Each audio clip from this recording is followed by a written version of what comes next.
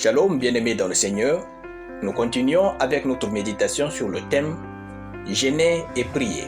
Nous tirons notre texte dans Esther chapitre 4, le verset 16 qui nous dit ceci. « Va, rassemble tous les Juifs qui se trouvent à Suje et jeûnez pour moi, sans manger ni boire pendant 3 jours, ni la nuit, ni le jour.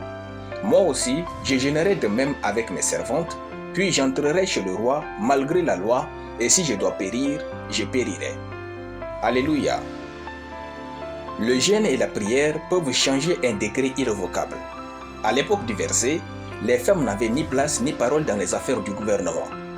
Le roi Assuérus dirige un royaume étendu de l'Inde jusqu'à l'Éthiopie et constitué de 127 provinces.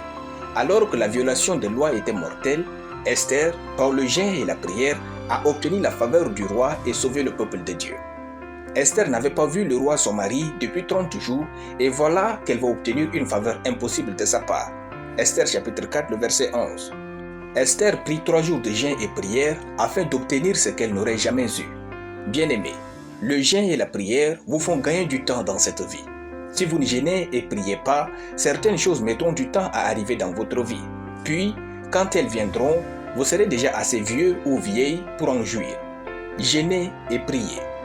Votre profession n'est pas celle de chef cuisinier mondial pour manger tout le temps et n'importe où. Disciplinez-vous et commencez à jeûner et à prier. Votre vie vous plaît? Si oui, continuez à manger et à boire. Sinon, jeûnez et priez. Et spécialement pour nos sœurs, vous ne pouvez pas toucher le cœur des rois par les make-up, les Snapchat et les mascaras. Jeûnez et priez.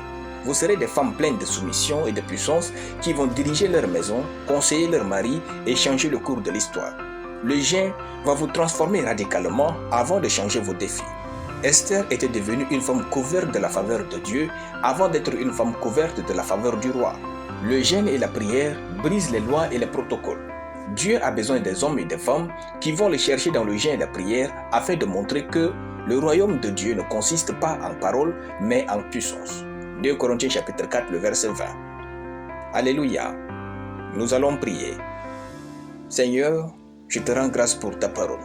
J'essaie de me discipliner dans la prière et le jeûne pour les intérêts de Dieu et les miens au nom de Jésus. Amen. La lecture biblique en une année, Psaume chapitre 91 à Psaume chapitre 95. Soyez bénis, c'était le pain du ciel.